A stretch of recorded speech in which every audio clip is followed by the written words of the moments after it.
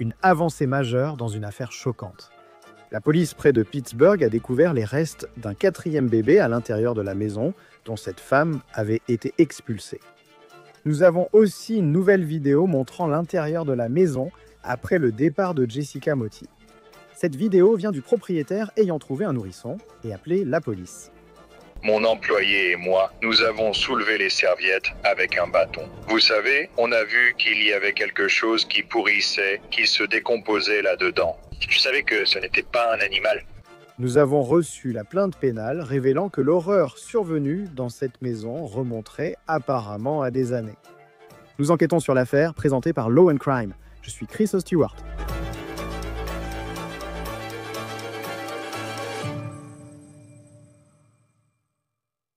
Comme si cette affaire en Pennsylvanie occidentale ne pouvait empirer, la police dit avoir trouvé les restes d'un quatrième nourrisson dans une maison récemment évacuée par une femme.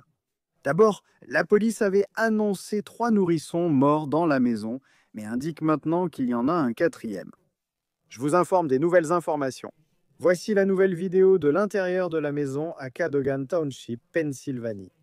C'est la maison dont le suspect de cette histoire a été expulsé le mois dernier. Le propriétaire, 2 semaines après son départ, est venu vérifier la maison et a changé les serrures. Et il a trouvé l'un des bébés morts à l'intérieur. Et voici la femme dont nous parlons et qui serait responsable de cela. Elle s'appelle Jessica Motti. Âgée de 38 ans, elle est incarcérée sans possibilité de libération sous caution à la prison du comté d'Armstrong, en Pennsylvanie, et fait face à de nouvelles accusations dont je vais vous parler. Mais laissez-moi vous en dire un peu plus sur Jessica Motti et ce que nous savons d'elle à ce stade.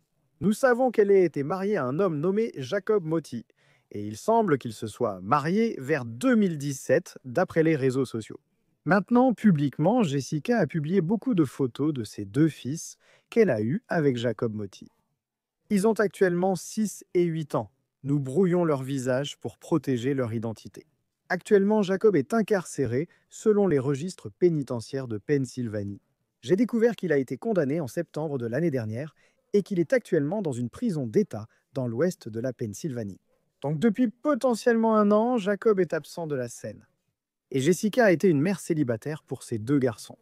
Elle et les garçons vivaient dans cette maison à Cadogan Township, en Pennsylvanie, au nord-est de Pittsburgh.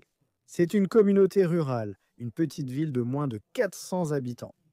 Ils louaient la maison, et leur propriétaire a dit à WPXI-TV que le père de Jessica était décédé. Après le décès de son père, vous savez, l'argent n'entre plus. Je ne crois pas qu'elle m'ait jamais payé le loyer en personne. Elle persuadait des églises de le faire à sa place. Le propriétaire a remis à WTH cette vidéo montrant l'expulsion de Motti le 14 août. 2 semaines après, l'histoire a changé. Le propriétaire est revenu. Il était là pour changer les serrures et vérifier la maison. Et regardez ce qu'il a trouvé que Motti aurait soi-disant laissé derrière lui. La maison était dans un désordre complet. Il y a des matelas posés par terre, il y a des déchets partout, sans parler des chats abandonnés. Maintenant, même avant de parler des nourrissons décédés, il est important de regarder cela et de se rappeler qu'il y avait 2 jeunes garçons qui vivaient dans ces conditions. Leurs âges, seulement 6 et 8 ans. Mais ensuite, le propriétaire a fait une découverte choquante qui sans doute resterait gravée à jamais dans la mémoire. Voici ce qu'il a déclaré à WPXI sur sa découverte. 3 ou 4 sacs poubelles différents bien attachés. C'est pour ça qu'elle est là où elle est. Ce propriétaire a trouvé un bébé mort, enveloppé dans du plastique dans un placard. Il a ensuite appelé la police. Au départ, la police a annoncé avoir trouvé 2 autres nourrissons morts dans la maison. Ils étaient cachés dans des bacs dans le grenier de la maison. J'ai la plainte pénale indiquant ce que la police dit que Motti leur a déclaré lors de son interrogatoire dans une caserne près de chez elle. Alors laissez-moi vous avertir avant d'entrer dans les détails, c'est très explicite. Voici ce qu'elle aurait prétendu s'être passé. Et cela remonte à 6 ans. Elle a accouché du nourrisson que le propriétaire aurait découvert il y a environ 1 an, selon elle. Elle a dit qu'elle était assise sur les toilettes lorsqu'elle a accouché du nourrisson. Et elle a précisé que le bébé est resté dans les toilettes pendant plusieurs minutes et qu'elle pouvait l'entendre faire du bruit. Elle aurait ensuite sorti le nourrisson des toilettes, l'aurait enveloppé dans une serviette autour du corps, du visage et de la tête et aurait gardé le bébé contre elle jusqu'à ce qu'il cesse de faire du bruit et de respirer. Elle a ensuite mis le bébé dans un sac plastique et l'a placé dans le placard. Et c'est là que le propriétaire aurait retrouvé l'enfant un an plus tard. Pour les bébés dans le grenier, la plainte pénale précise que Moti a accouché d'un autre nourrisson aux toilettes. Elle dit que ce nourrisson sur les toilettes est resté dans l'eau pendant environ 15 minutes. Et elle affirme qu'elle n'a jamais entendu ce bébé faire le moindre bruit. Elle a enveloppé l'enfant dans des serviettes et des sacs plastiques, puis l'a placé dans le grenier. La plainte ne précise pas depuis combien de temps on pense que cela s'est produit. Mais pour l'autre enfant retrouvé dans le grenier, le troisième nourrisson dont les restes ont été découverts, Moti a affirmé qu'elle avait accouché il y a 6 ans. Elle aurait accouché du nourrisson dans ses mains, dans la salle de bain.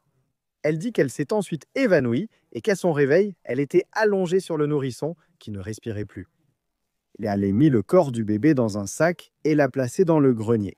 La plainte indique qu'elle n'a jamais cherché d'aide ni de soins médicaux pour ses enfants.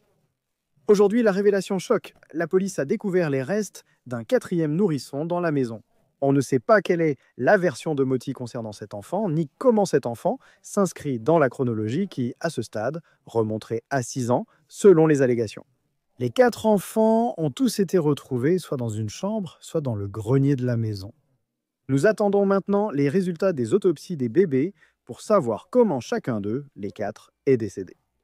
Nous ne savons pas quand Moti a accouché des autres bébés, s'ils étaient vivants à ce moment-là ou s'ils étaient morts-nés. Et cela pourrait être un élément majeur dans l'affaire concernant les accusations auxquelles Moti devra faire face. Nous ignorons aussi qui est le père de ces 4 bébés ou s'il y en a plusieurs.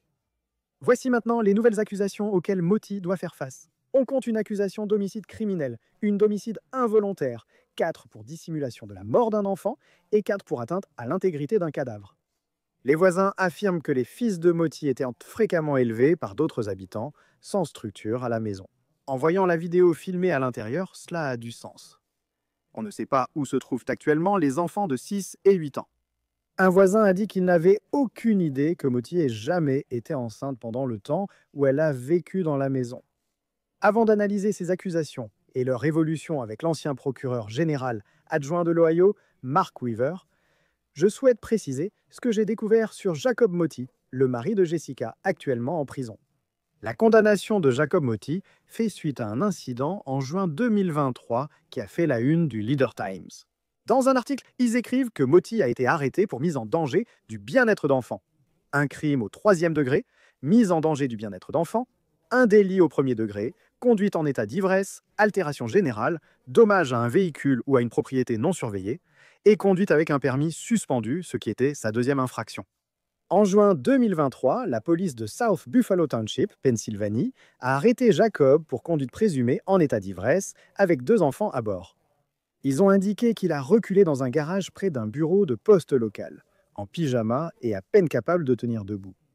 Moti, selon le journal, a conduit sa femme au travail, puis il a emmené ses 2 enfants à un match de T-ball. Et c'est vraiment triste. Les dossiers révèlent sa condamnation en septembre dernier. Maintenant, on ne sait pas combien de temps il va rester en prison, et on ne sait pas non plus s'il est le père de l'un des 4 nourrissons qui ont été retrouvés morts dans la maison que sa femme louait. Le procureur et ex-adjoint général de l'Ohio, Mark Weaver, nous rejoint pour en discuter.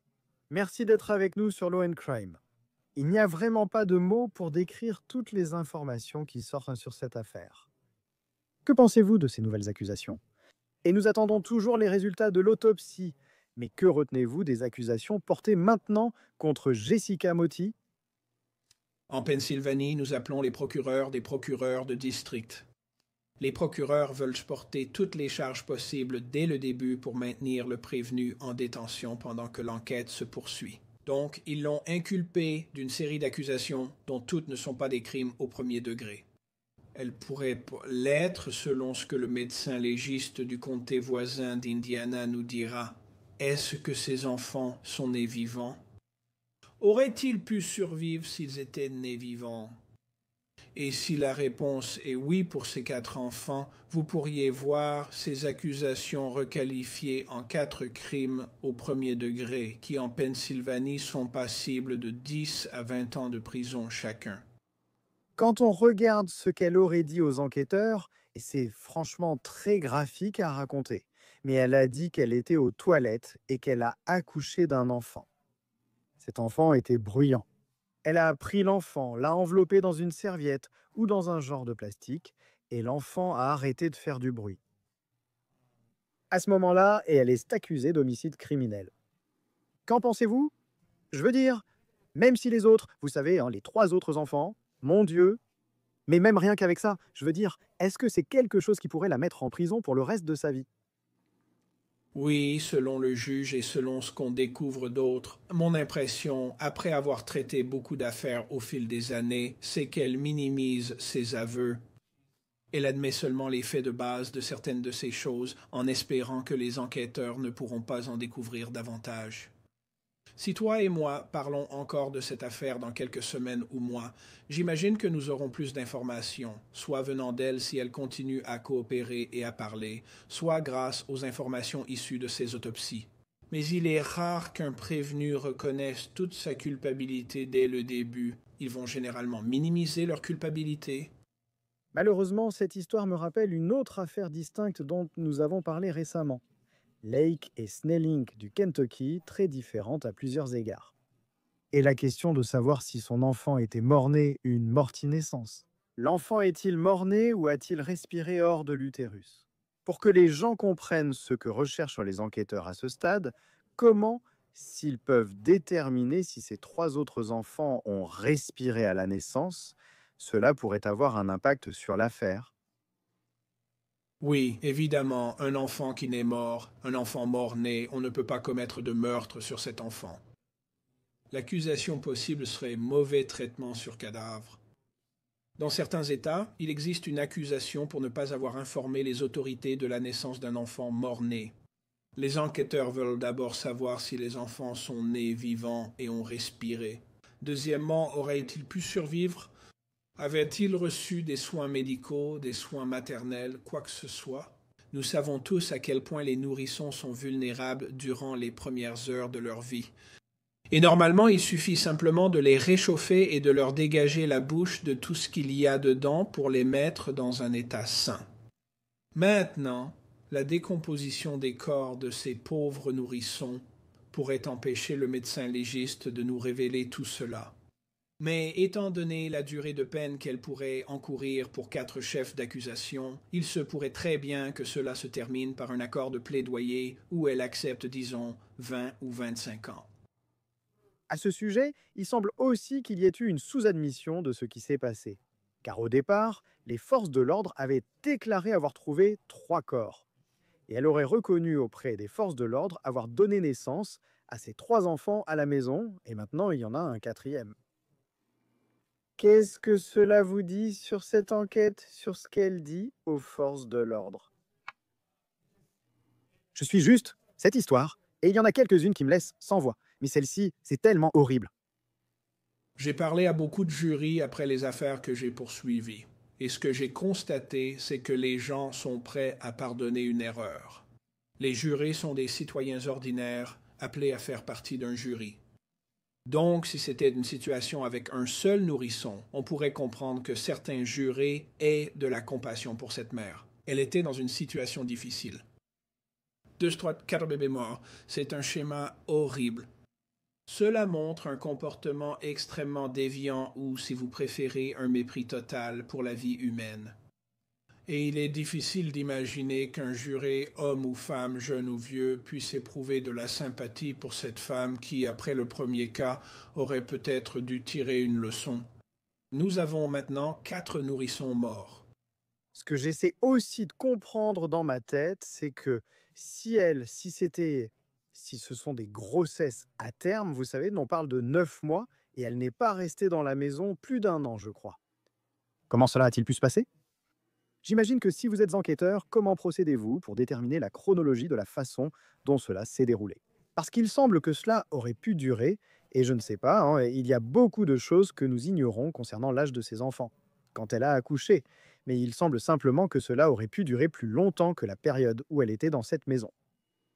Oui, on connaît tous les calculs sur le temps qu'il faut pour faire un bébé, et on va découvrir combien de temps elle a eu accès à cet appartement. Je n'ai rien lu dans les documents que j'ai consultés concernant des jumeaux ou des triplés qui pourraient expliquer cela. C'est quelque chose que les enquêteurs pourront certainement découvrir en examinant l'acide désoxyribonucléique. Même un corps décomposé permet de savoir par l'acide désoxyribonucléique si 2 nourrissons étaient jumeaux ou si 3 étaient triplés. Elle aurait aussi pu avoir accès à cette propriété même sans y vivre. Nous n'en savons tout simplement pas assez sur ces faits. Je prédis également que son avocat commis d'office avancera probablement une sorte de défense pour incapacité.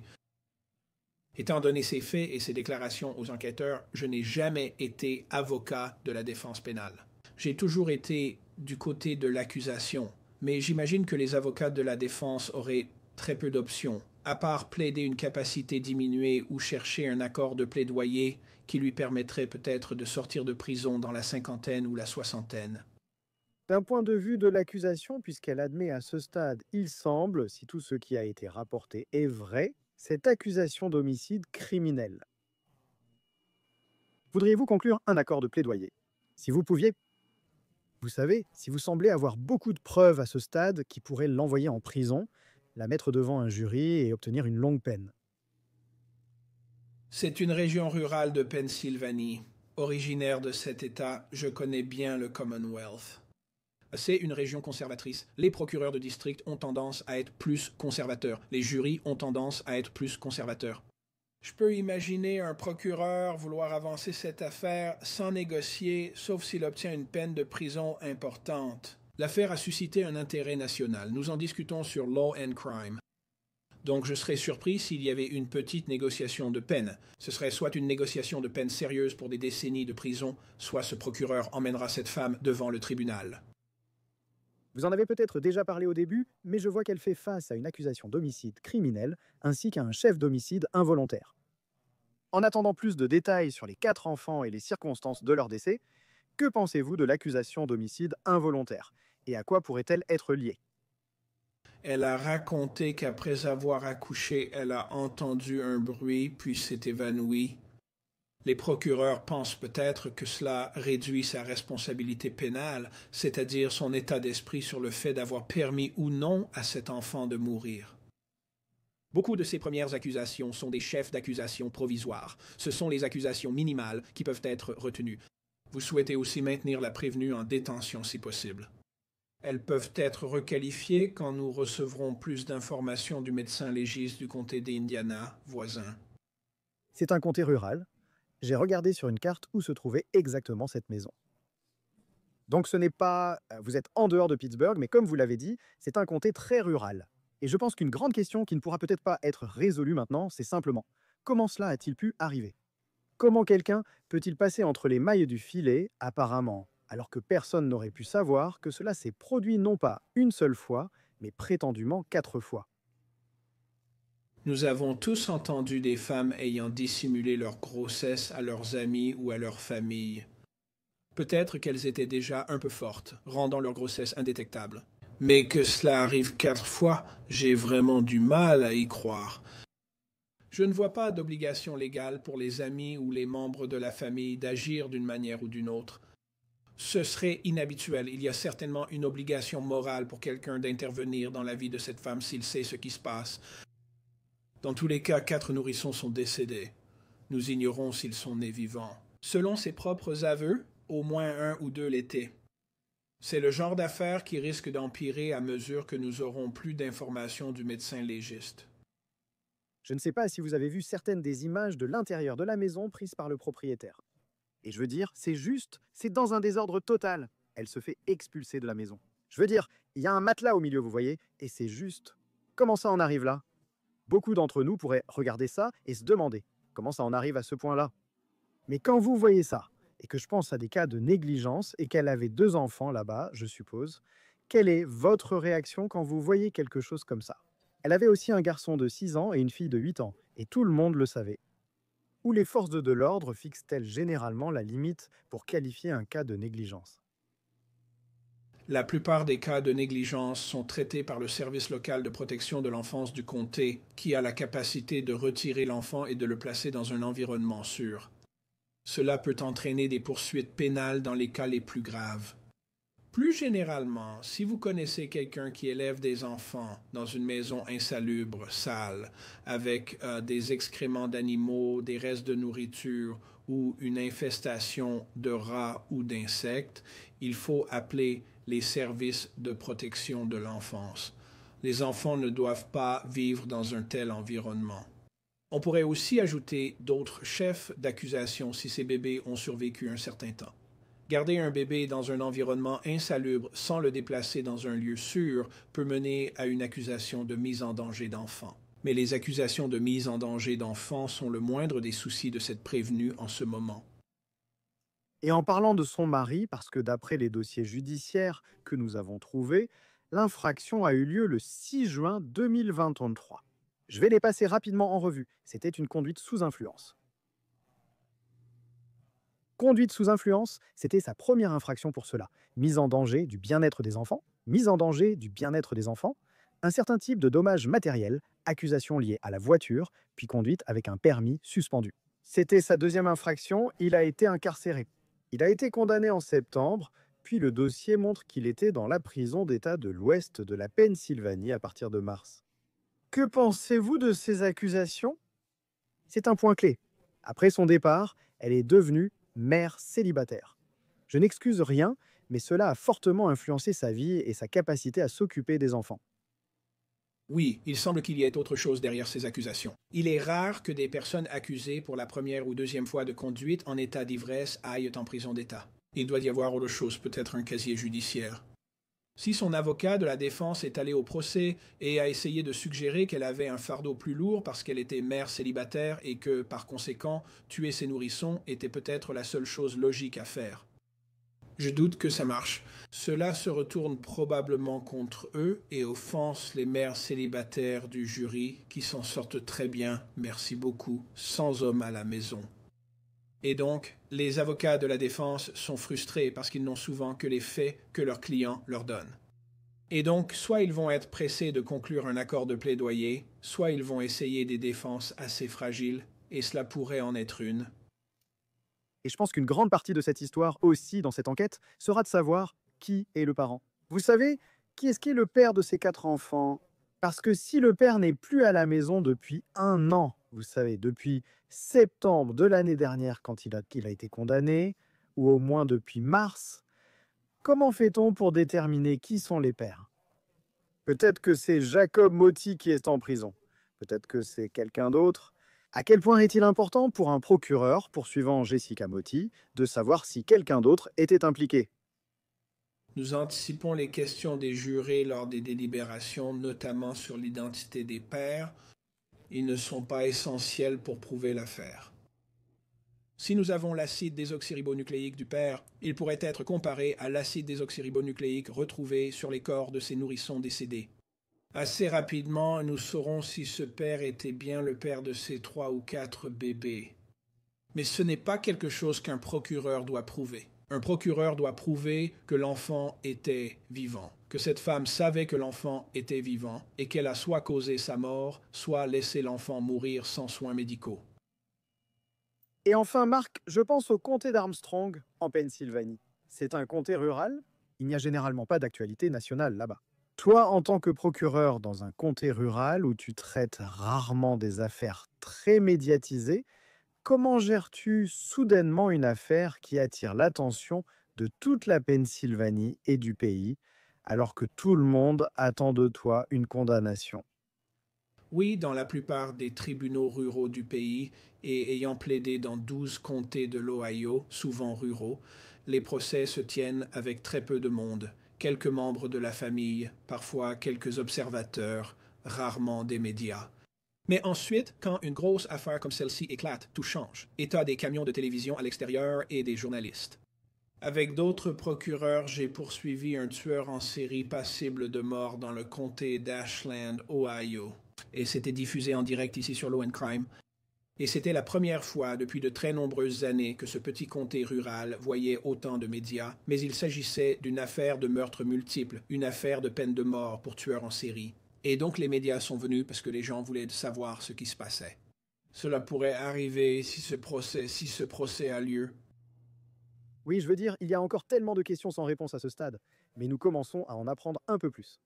Quelle affaire horrible venant de l'ouest de la Pennsylvanie. Mark Weaver, c'est un plaisir de vous recevoir sur Law and Crime. Merci pour votre avis. Une affaire triste, mon fils. Merci de m'avoir invité.